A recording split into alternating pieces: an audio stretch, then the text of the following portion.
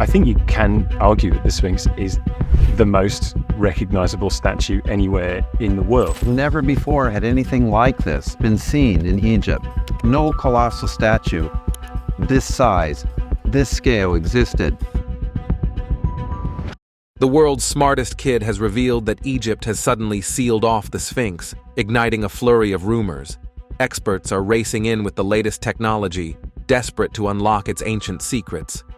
Yet, the Sphinx remains silent and imposing, guarding mysteries that have yet to be unraveled.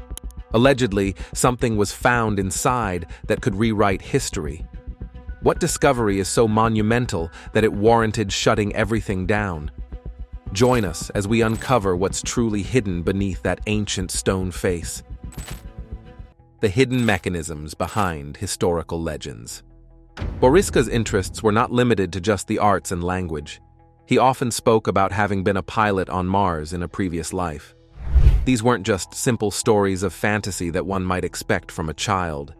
He described details about Mars and its society in ways that suggested a deep understanding of subjects typically not known to toddlers, especially since his parents insisted they had never taught him anything about space. This fixation on space wasn't fleeting. It was what he loved talking about the most. Experts who studied Boriska described him as an introvert with extraordinarily high intelligence. He would often talk about undiscovered aspects of our own planet. For instance, he believed that the Great Pyramid of Giza held hidden knowledge. He even mentioned a specific part of the Sphinx, claiming that a hidden mechanism behind its ear, once activated, could change human life significantly. However, he couldn't provide clear details on how this mechanism worked or how he knew about it. Taking a critical view, Boriska's case is perplexing. While his intellectual feats and detailed talks of life on Mars are fascinating, they also invite skepticism. How does a young child, without any educational background in such complex subjects, come to possess such in-depth knowledge unless it was introduced to him somehow? The line between a child's genuine intellectual curiosity and the potential for adult influence is blurred in his story. It raises questions about whether we are witnessing true spontaneity in a child's development or an orchestrated attempt to promote a child as a prodigy. This distinction is crucial in understanding the difference between a young mind exploring the world naturally and one that might be subtly steered by adult expectations and interpretations. The account suggests that Mars was once a battlefield for a devastating nuclear war, which left only a few survivors. According to a boy named Boris, these few survivors built shelters to protect themselves and also developed new weapons. Boris describes the Martians as creatures who breathe carbon dioxide, which means if they were to visit Earth, they would need special equipment to exhale. It turns out there was a sealed hole in the head of the Sphinx, specifically the Great Sphinx of Giza. This large statue made of limestone is located in the desert of Giza in Egypt, where it mostly serves as a backdrop for tourists' photos rather than a source of historical insight. The Sphinx combines a human's head with a lion's body, depicting a creature that appears differently in Greek and Egyptian stories. In Greek tales, the Sphinx is fierce and terrifying, whereas in Egyptian stories, it is seen as somewhat kinder and acts more like a protector than a threat. This male Egyptian Sphinx is traditionally seen as a protector of sacred places, contrasting with its fearsome Greek counterpart. Today, its role is more about attracting tourists, who often overlook the deeper historical significance behind its grandeur. The discovery of a hole covered in the Sphinx's head might seem intriguing to some, stirring up images of hidden rooms or valuable finds. However, to others, it might seem like just another exaggerated claim that adds little real knowledge, but attracts more visitors. Such findings are often highlighted not for their genuine historical importance, but for their ability to draw crowds and generate income. Historians and scholars have devoted a lot of time to studying the Sphinx, examining every part of it.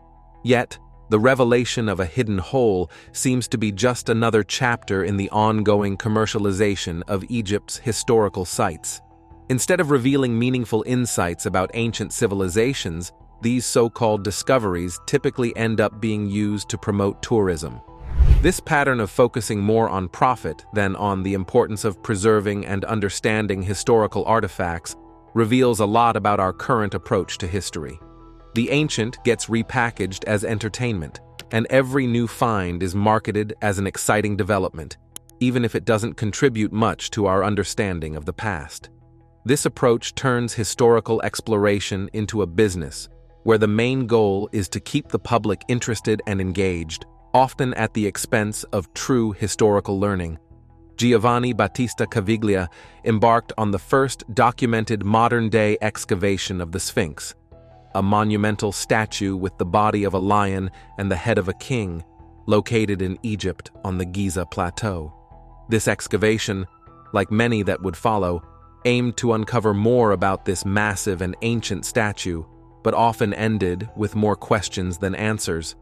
The Sphinx, carved directly from the bedrock, has watched centuries of human history unfold, yet reveals little about itself.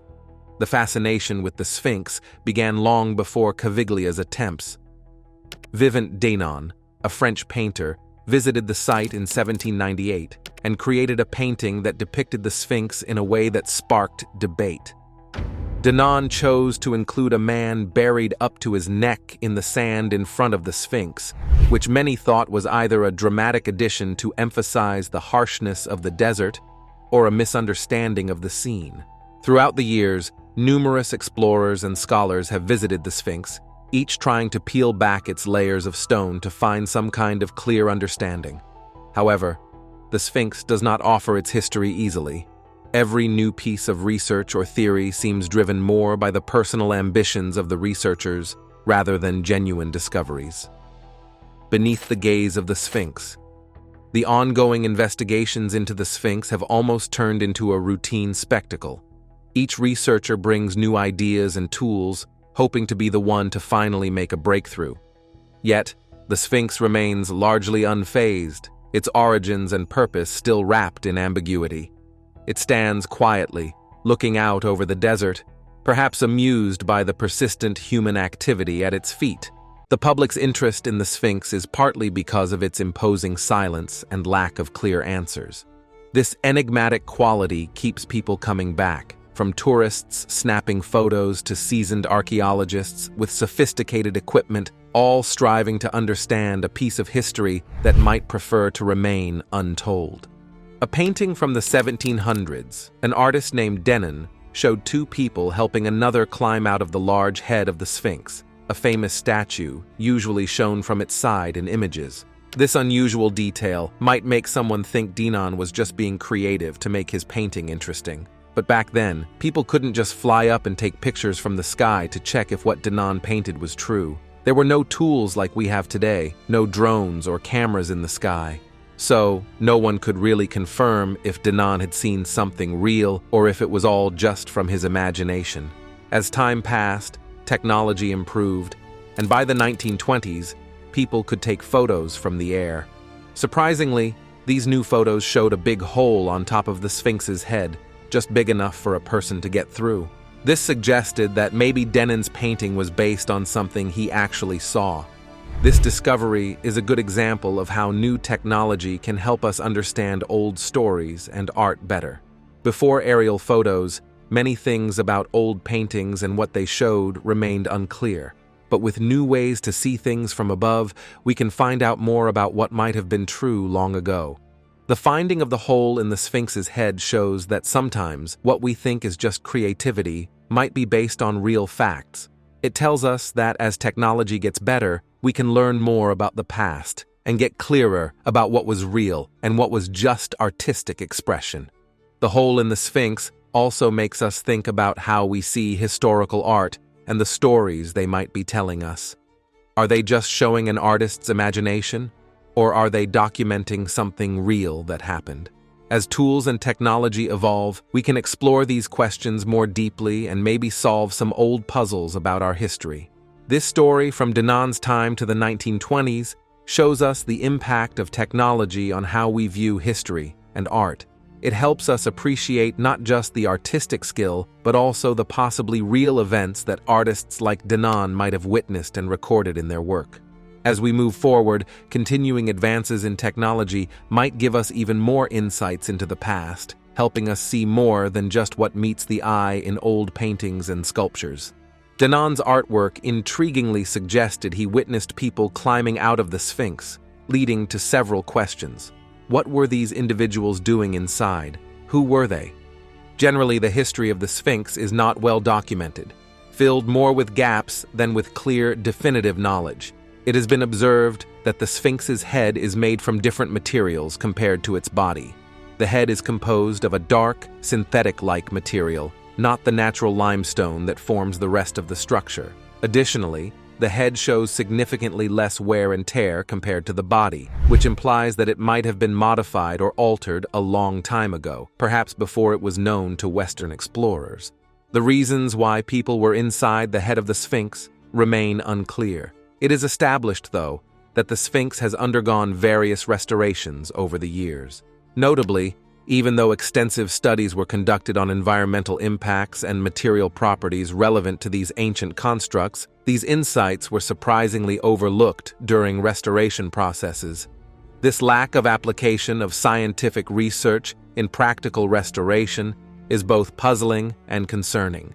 There's also a theory suggesting that a hidden passage in the Sphinx's head leads to an ancient underground network connected to additional chambers beneath the Great Pyramids. In the 1930s, this network was excitedly reported by the media as a newly discovered underground city. Newspapers at that time speculated widely about the significance of such a discovery. However, like many other historical findings, this supposed network is poorly documented, not well understood, and covered more in speculative thought than in concrete evidence. This situation illustrates how historical investigation often involves assembling bits of data and theories that lack robust proof. Many ancient sites suffer from this kind of fragmented study, where curiosity spikes but is seldom sustained or backed by thorough research. The Great Sphinx, with its partial and inconsistent historical narrative, exemplifies how the past often falls prey to the whims of present-day attention and the selective memory of scholarship. As a result, much of what could be learned remains just out of reach, covered by the dust of excitement that once stirred but settled too quickly without leaving a clear trail to follow.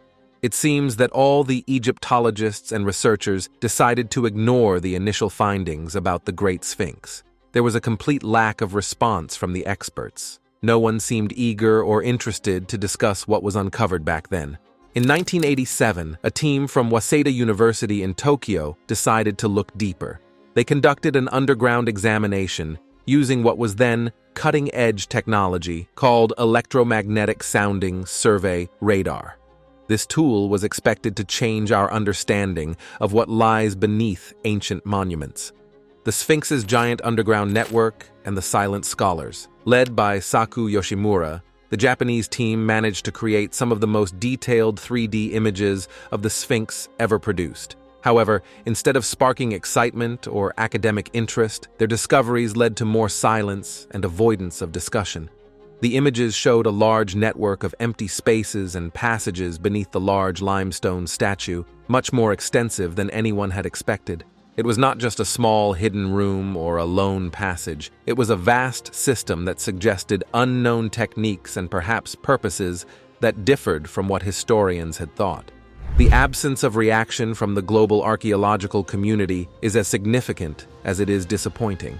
One might wonder if there's a hesitance to change the well-known stories of Egyptology, or if the findings were simply too inconvenient to include in the established historical account. Regardless, the lack of discussion from those who should be leading the exploration is almost as significant as the findings themselves.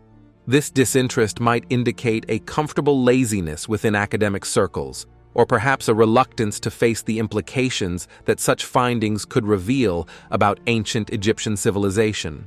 The discovery by the Waseda University team serves as a clear example of how new technology can challenge old stories, prompting a reassessment of what we believe about ancient structures.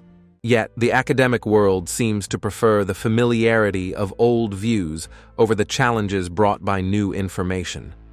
This situation highlights a common issue in research communities: the conflict between welcoming new discoveries and holding on to outdated beliefs. The case of the hidden tunnels beneath the Sphinx could have been a pivotal moment of new understanding, but it remains merely a minor point, overshadowed by the reluctance of many to explore its implications further. This incident reveals the broader dynamics often at play in academic research, where groundbreaking findings can be met with resistance or indifference. It underscores the potential for significant discoveries to go unexploited, trapped by traditional frameworks that resist change. The lack of curiosity and engagement with new data not only stifles the advancement of knowledge, but also perpetuates a limited understanding of history. As such, the Sphinx's unexplored tunnels represent not just a missed opportunity for archaeology, but also a metaphor for the stagnation that can occur in the pursuit of knowledge when confronted with findings that challenge the status quo. Recently, a team investigating the area around the Sphinx reported a surprising discovery: a hidden tunnel located to the south of this ancient statue. The tunnel is about 2.5 meters wide and 3 meters tall, connecting two rooms, one noticeably smaller than the other. They suggested that this tunnel could be part of a larger network of passages stretching toward the north, south, and southeast directions from the Sphinx. Further investigations revealed several sections of similar shafts scattered randomly below the surface, not connected to the main tunnel. There are also unusual spaces found both within and next to the Sphinx's structure that don't seem to link up with any known tunnels. Despite clear images showing these underground features, many experts have ignored these findings. They refuse to acknowledge the existence of these tunnels and shafts, and no further exploration has been conducted. This reluctance to explore further or confirm these findings is puzzling. The evidence is visually clear, yet it's as if there's a hesitation to uncover more, possibly due to a fear of the implications of such discoveries. This standoff doesn't just hinder progress, it leaves many questions unanswered about what lies beneath the Sphinx. The expert's skepticism may seem reasonable. Claims of hidden tunnels demand strong evidence. However, the lack of enthusiasm for further exploration, despite the availability of compelling visual data, suggests a conservative approach to archaeological exploration. This cautiousness may prevent the discovery of important historical facts that could reshape our understanding of ancient structures. Moreover, the dismissal of these findings without adequate examination suggests a broader issue within the academic community, a tendency to avoid challenging established theories. This attitude could be limiting our understanding of history, keeping us from learning more about our past. As a result, the Sphinx remains an underexplored monument, surrounded by potential clues that are yet to be fully investigated and understood. Under the leadership of an individual called Ladd, a group of researchers has been investigating a peculiar feature of the Great Sphinx: the existence of a hole in its head. Despite having visual records such as photographs and paintings that confirm the presence of this hole, the reasons why it was later covered remain unclear. Historically, the ancient Egyptians left us with impressive cultural symbols, like the pharaohs, the pyramids, and the Sphinx itself. Each of these has inspired people across generations to think there might be more to these ancient creations than what is widely accepted. When we encounter artifacts as old and significant as these, it's common to start thinking there might be additional hidden details that have yet to be uncovered. However, we must recognize that sometimes a building or a monument is just that, a structure, not a gateway to undiscovered knowledge or civilizations. Despite this, discussions continue, often driven by an eagerness to uncover exciting stories from the past, rather than the available evidence. This situation exemplifies how our attraction to ancient and impressive objects can sometimes lead to more questions than answers.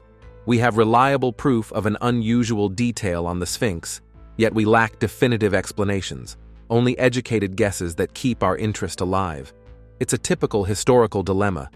We possess fragments of ancient stories but not complete narratives, and we might never obtain them. Meanwhile, The Sphinx remains a grand figure in the desert, silently withholding its history, indifferent to our queries. Nefertiti's lost legacy in the sands of time. Beneath the Sphinx, there is a complex network of old tunnels that most people don't know about. Why are these tunnels kept hidden? Perhaps one day we will uncover the reason, but for now, we can only make educated guesses. Let's consider Queen Nefertiti, a prominent figure in ancient Egypt. She was married to Pharaoh Akhenaten and was known for her significant influence during the 14th century BCE. Her time as queen was marked by a lot of changes, new religious ideas, social shifts, and innovations in art. Despite the detailed records of her rule, the details of how she disappeared from the historical scene are unclear. It seems as if she vanished without leaving any clues behind. This isn't just a case of missing details, it's as if certain parts of her story are intentionally left out. Why do historical accounts provide so much detail about her reign, yet offer nothing about her disappearance? Her sudden absence from the records is a significant gap, suggesting there might be aspects of her story that were intentionally left out or forgotten. Nefertiti was more than just a queen. She was a central figure in a pivotal era in Egypt. Her departure raises questions about whether important details are missing from historical texts. Was something about her life or end considered necessary to hide? Or is it a simple case of historical records being lost over time? Considering both the concealed tunnels beneath the Sphinx and Nefertiti's unexplained disappearance, these topics continue to provoke discussion among historians and those interested in history. They remind us that history is complex, and sometimes what we forget or omit is just as telling as what is recorded. The private held by the tunnels under the Sphinx might provide insights into Nefertiti's life or deepen the enigma surrounding her. For now, our understanding is based on conjecture and the hope that future discoveries might offer more clarity. What these hidden chambers might reveal about historical figures like Nefertiti could either answer long-held questions or complicate the story even further. Until more discoveries are made, we are left to piece together the puzzles from the fragments that have survived through time. During the many years that her husband was in charge, Pharaoh Akhenaten ascended the throne with a strong intention to change the usual religious practices significantly. His key initiative was to promote the sun disk, Aten, as the most important god, signaling a shift toward worshipping only one god. This time is known as the Amarna era, marked not just by religious transformations, but also by a significant construction project, building a brand new city named Amarna, dedicated to the worship of Aten.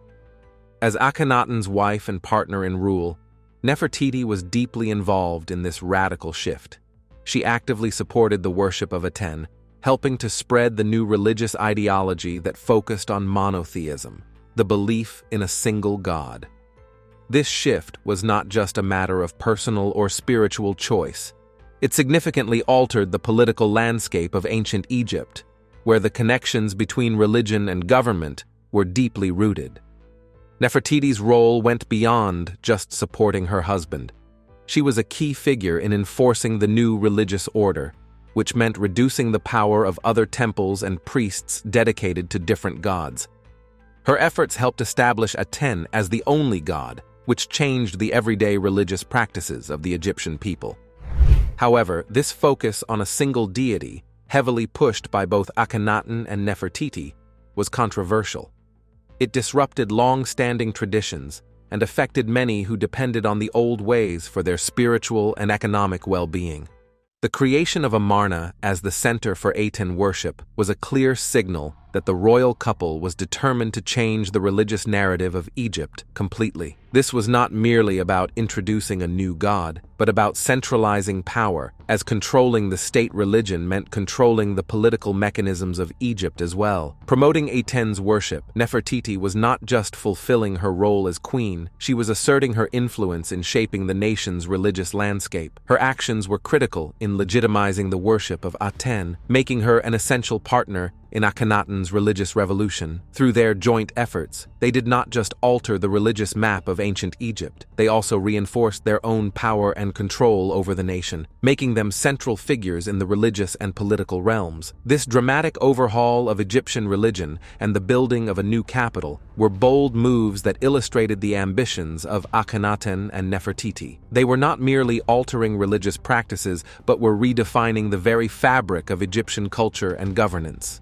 Their partnership in rule and religion was a formidable force that aimed at transforming ancient Egyptian society from the ground up. Nefertiti was a queen in ancient Egypt, and during her reign, she was extremely influential, serving as a key figure in both political and religious spheres alongside her husband, Akhenaten. She is well known through art from that time, which often depicts her with a distinctive elongated neck, finely shaped profile, and a unique crown. These images reflect her importance and reverence in society, illustrating how highly she was regarded both during and after her life. Despite the clear marks of her high status and the honor she received, the details of Nefertiti's life, especially the end of it, are not well documented, leading to a lot of guessing among historians. It is commonly believed that she died during her husband's rule, and that she was buried in a royal tomb in the Valley of the Kings. However, there is no solid evidence to prove where she was buried, leaving a significant gap in the historical record. Some historians think she might have lived longer than her husband, which would add another layer to her story. Pursuing the pharaoh's forgotten consort, the lack of firm information on where Nefertiti was buried, or how exactly her life unfolded after her husband's death, creates a challenge for historians and archaeologists. Each theory or piece of evidence can potentially change our understanding of her role and influence. The ongoing investigation into her life involves piecing together small bits of information from relics and carvings, which can sometimes be more confusing than enlightening. This ongoing debate and research illustrate a bigger issue. Our knowledge about historical figures like Nefertiti is based on incomplete information and sometimes mere fragments from the past. While archaeologists and historians make significant efforts to build a clearer picture, each new discovery can lead to more questions. The continuous search for more information about Nefertiti's life and reign highlights the challenges faced in reconstructing the full story of historical figures, especially those from ancient times. As scholars strive to put together a more complete picture from the scarce and fragmented evidence available, the story of Nefertiti remains an important,